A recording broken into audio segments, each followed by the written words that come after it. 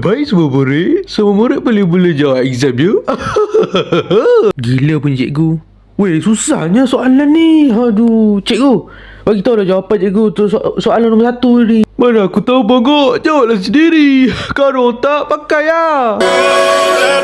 Weh, Akal, nak bincang jawapan dengan aku tak? Sinilah. Oi, kau belas kan? Muka aku lempang kan? Jangan takut, Akal. Sinilah. Aku tahu kau nak jawapan.